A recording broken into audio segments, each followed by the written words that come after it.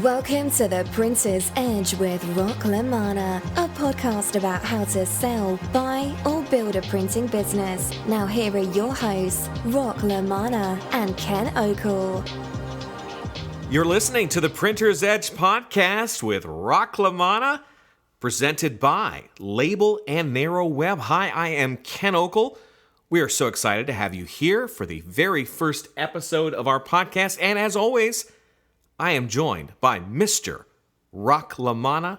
How are you doing today? Doing great. Thank you. We're going to start off this first edition of our podcast by giving you a little bit of background about who we are, and then we're going to tell you what you should expect in the coming weeks from us, because we've got a lot of exciting content to share with you. So first about me. My name is Ken Okel. I also host another podcast. It's called the 2-Minute Takeaway Podcast. I'm a former broadcaster, worked in TV news for a whole lot of years, was a reporter, a news anchor. I even was what I call a pretend weatherman at one stop. I also do a lot of speaking now. I talk to groups about how they can become more productive in their business and their personal lives. LaManna, he brings a whole other skill set to this podcast. Why don't you tell people a little bit about yourself and your background? Well, thank you, Ken. 40 years I've been in this business. I'm one of 11 children. My father had a converting business in St. Paul, Minnesota. I was asked to join the business in 1975. So I've been in the business for 40 years. We built the company. We expanded the company. We worked with 3M Company in St. Paul, Minnesota, was 90% of our revenues. We were very innovative, along with 3M, in developing products worldwide. We had a company that grew from 32 employees to about 350 employees. We just kept on growing the business, expanding. We went global. Is it safe to say that you're one of those people, you got ink in your blood? Oh, yes, very much so. In the old days, it was blue, 3M blue. Now it's 3M red. I like it.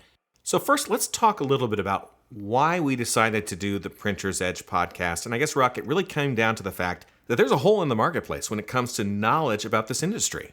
Yes, very much so. We started getting very, very involved with the industry, with trade shows and so on. So we started writing articles.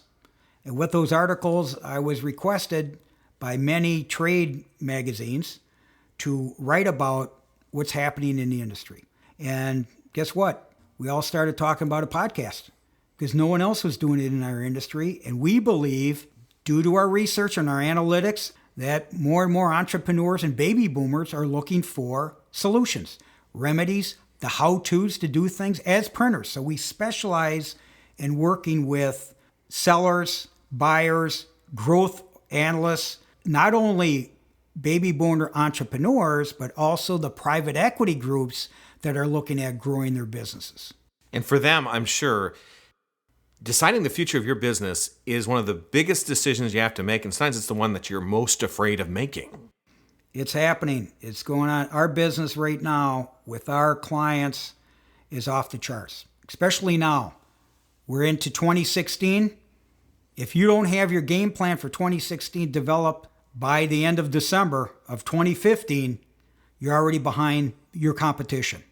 And let's face it, you need to look at the next 10 years. Not the next year, not the next quarter, but you're looking at, as owners and as leaders and as visionaries, you need to look out further. You've got all these years of experience in the printing business, but then you kind of changed your focus, where now you are a consultant in the printing industry. So talk to me about that. So basically, I bought the family business, sold the family business, worked with my partner that I sold to develop additional business, where I eventually worked on as a consultant. And then after 3 years, got bored, started a new manufacturing business. And after 6 years, decided, you know what? I'm going to need a partner for this to build it. So what I did is I sold it. I sold it to a customer. And then after a few years of transition, I decided to go into the consulting business because my niche and my skill set was working with others in their businesses, building their businesses, family successions, exit strategies, valuations, and eventually business brokerage. So today, after 16 years, this all evolved, and I reinvented myself along with the LaManna Alliance experts. What I do basically is work with entrepreneurs and private equity groups in the business consulting, advisory of the printing industries, all technologies, along with buying and selling businesses as a business broker. It's what you found is someone could be really good at running their printing business, but they have, I don't want to say they're clueless. You could have a business, a successful printing business, but they may not know how you sell the thing. And that's where you come in. It takes time. These things take time. And eventually, like in my case, a lot of my clients come to me when they realize there's a change coming up. It could be 12 months ahead. It could be 3 years. It could be 5 years ahead. And they want to explore. Rock, what are my options? You've done it. You've done it more than once. So how can I transition my business either by building it, by entering a new business? What about my kids? Do I want my kids to be involved? What about my management? What about my legacy? There's all these questions. There's all these options that are out there, but they don't know where to go. On top of it, they're running their own existing business. And that may be successful, or it may be in transition. It may be a rebuild. You never know where it's going to go. But bottom line is they need help and they don't know where to go. And they trust me enough to help them in the transitions. Yeah, and I think our listeners are going to get a lot from your experiences because it's a process. You need to be very thoughtful about it, and it can lead to a successful outcome. The problem I think that happens to a lot of people, they get intimidated by it all. They don't do everything, and not realizing that this doesn't happen overnight. By inactivity, that successful outcome gets further and further away. When you procrastinate, you got a problem. And what's the statistic? Maybe 80, 85% do not have a strategic plan, a transition plan. They'll start thinking about it when there's some type of health problem, capital problem. There might be a sales revenue problem, a profit problem. There's so many issues that are out there and there could be multiple situations. So my recommendation is always bring in the expert. Because overall, the valuable asset, a resource, is time. Time is critical, and we're all getting older. And there's always got to be some type of a plan. It's either an estate plan, an exit plan, a growth plan. So those are the situations that we help people get to the point where they're not only saving money, but they're growing some type of a strategic plan that they can implement and execute with talented professional peoples through licenses, so regulations. I mean, there's so many issues going on today versus 40 years ago on how to make things happen. I think people are going to be excited by this. And we want to tell you something else, because if you're starting to salivate a little bit, you're like, yeah, I like this. You may want to get some additional resources, and we want to make sure that we show some sponsorship love right now. Let me tell you a little bit about Label and Narrow Web. Because if you go to their website right now, labelandnarrowweb.com, the and is spelled out, you go to that website, you go to the upper right section of that website, you can subscribe right now for their printed magazine. You can also get their e-blasts that come out. It's an additional resource that can help you stay up to date on what is happening in the printing industry. So a great resource, and did I mention? It's free. I know free is a 4-letter word, but it's one of the good ones. So go to labelandnarrowweb.com and check out those amazing free resources that are out there. Also on the site, printed, digital resources, and you're also going to find a column from my co-host, Mr. Rock LaManna. Rock, tell me about that column. The bottom line. It's all about the bottom line. Bottom line. Great information that's coming to you through Label and Narrow Web. On the Printer's Edge podcast, we're going to be talking to outside experts a lot to get their knowledge that can empower you and your business. But for this first edition, I thought it would be great to pick Rock's brain a little bit And let's say, Rock, I have a printing business. Things are going pretty good, but I got that little itch, and I'm thinking about the future. What is that first thing that I need to do? The first thing, we start the process. The process basically is sitting down with the CEO or the partners and start discussing the financials. How'd you do in 2015? How'd you do in 2014? How'd you do in 2013? Where are you going in 2016? Do you have a plan? Where is that plan? Do you have a budget? How's your financial situation? Are you looking at acquiring equipment? Are you looking at acquiring talent? Are you looking at growing your business a certain percentage? Well, how are you going to do that? How's your bottom line look compared to your competition? Are you low, medium, or high? All this information is out there. First thing I would start with is evaluation. The valuation tells not only yourself, myself, and your team how well you're doing today. It's historic performance. It's not future performance. The valuation, especially if you get a third-party valuation that's certified, it basically gives you the purpose and understanding of where you stand in the industry and how well you're doing. Then you could start looking at yourself and saying, you know what? I'm 60 years old. How long am I going to do this? When is the time for me to start exiting? Will I ever exit? Will I stay and remain with the business? Or do I have family in the business? Do I have management I want to pass on to the business? How am I growing the business? Because if you don't change and don't grow, we all know the result is you're going to become stale. And if you become stale, you're going to die. And that's something that you don't want to do in the industry because you're not going to attract the right talent. You're not going to grow. So that's where we'll start basically is the financials. Understanding where you stand, not only yourself, you want to know where you're headed.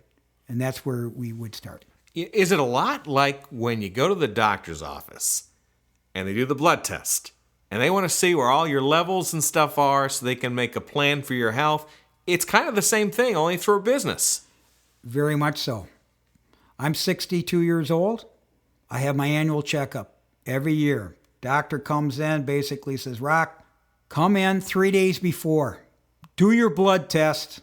And then 3 days later, the physical exam, which I don't look forward to.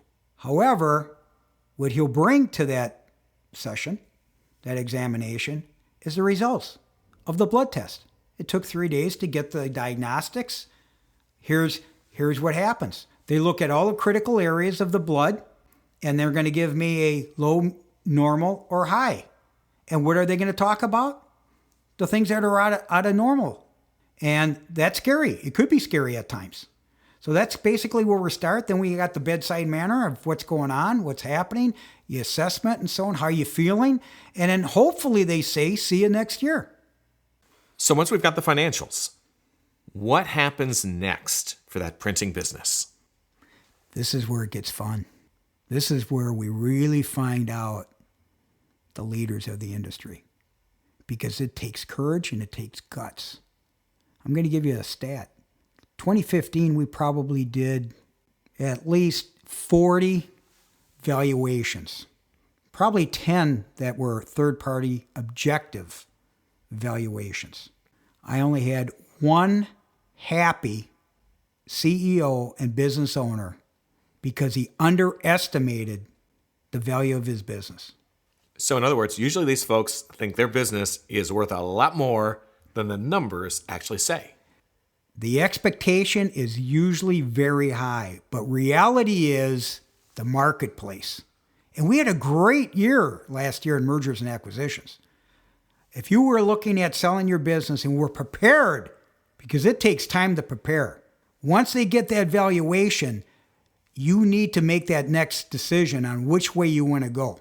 Because now you know where you were for the last 3 years. You could have been running your business for 40 years and loved it, but the last 3 years is what 3 to 5 years is what the buyer or the banker or your partner is looking at. All right. So you need to really decide where you want to be in the next 3 to 5 years when it comes down to valuations, because that's the foundation.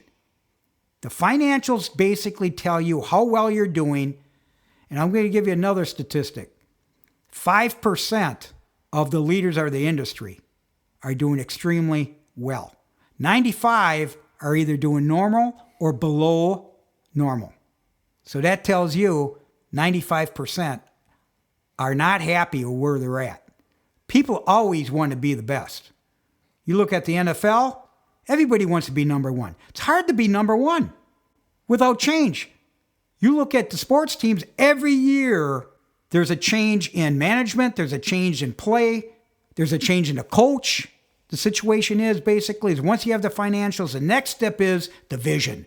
Where are you going with this? And then you need to communicate that game plan to the team that's going to implement it and execute it. And it takes time, it takes money, and it takes a lot of resources to get to where you want to be. And if you hold off and not make a decision, you're going to lose. And you're going to be on the bottom of the winner's circle. It's kind of like with the sports teams. Usually you got those 2 or 3 that are always successful year in and year out. They got good succession plans for when their quarterback retires or something like that. And then you got the team that's like the Keystone Cops, where it never seems like they know what they want to do. They have a great running back, but then they say, no, let's get a great quarterback or let's get a great defense. And they never get that great team. Who's the signature player? Who is the franchise player? Is it yourself? I mean, I'm speaking to CEOs right now and the visionaries and the owners. Today's world, you need to change. Your skill set has changed. 10 years ago, business is different. Technology was different. The sales persona is different. The profile is different. Where are you going? What is the situation? So bottom line here is once you have that financial aspect, you need to have a plan. And whatever that plan is, you need to clearly communicate that to your team. And they have to buy in. They have to buy into the situation to keep going. Because there's many people that decide, you know what, I'm no longer interested in going with this particular operation because I see more opportunities somewhere else or whatever. So the situation here is we're talking about the next step in the process is you need to determine where you want to go next. Because once you decide and commit to your plan, then you could exercise and talk about the strategy of how you're going to implement, who's going to execute, and you're going to see the results. And you could focus on your business. The key is you need to focus on your business. No matter if you decide to retire or look at a successor, there's so many different strategies of making something happen. But you have to, bottom line, prepare in this whole thing. So at this point, we've established you got to know where you are. You need to have a vision for where you want to go. And then I guess the final component that we're looking at here, Rock, is the fact that you need to have, to continue our sports analogy, the right players, the right executives who can make that vision come true. We've always heard about making the play. What's that all about? When the NFL Network talks about making the play, what does making the play really mean? It's execution. They've been practicing all week against that team. They've been looking at the strategy all year, starting from the combine and the players and the talent. And they're betting on drafts that this particular player may be the future. So guess what they do? They do the assessment of the talent. You need the skill set today. When you find out from the numbers and realize that your vision needs a marketing vice president to implement the organic growth, what do? You got to go out and get the right player to execute. Takes time, takes money. What if they don't execute? You need to go out and do the research, get the right players, and pay for that franchise player if you get a free agent. Because sometimes in a family business, the talent just may not be there. I'm one of 11 children. We had to make some huge decisions on change back in the early 80s. It was not easy to bring in the talent that we needed to go into the high-tech CAD/CAM operations in the 80s. We didn't have the skill set in-house, so we went outside to get it, and guess what? Very, very successful. Very successful because we went out and we got the right people that had the chemistry and the commitment to the vision. So that leadership needs to be very disciplined because once you have a game plan, it's documented, it's monitored, it's implemented, it's executed, and guess what? You get the results every month on how things are happening. That's where your financials come in. And with today's tools, you could get an online software package that are templates that are fantastic with today's marketplace. So the key is always people. Because you can have the game plan, you could have the tools, but you need the execution. And it only takes people to make sure it's executed correctly. Customer service, the experience, the key contacts, the personal relationships. You need to have the best of the best to try to achieve what you're trying to achieve. And if it's you give up and decide to exit, just say it. Execute your exit strategy. And it takes professionals because you've never exited before. It sounds easy, but I know it's a lot of challenges for a company. It can get into personal factors, but we're going to be talking about that stuff because it's important to walk people through the process in making what for most of them is the most important decision that they've ever made before. So I think everyone's looking forward to finding out more about this world because let's face it, tons of business in the United States, a lot of printers enjoying success, but a lot might be looking for that edge, and that's what we want to make sure we're giving people here. This podcast is also about you and your needs. So we invite you to send us your questions because we're going to feature a question in every episode. Now, I realize you may be getting a little nervous. We're not going to say who you are unless you really want us to. We'll keep it anonymous.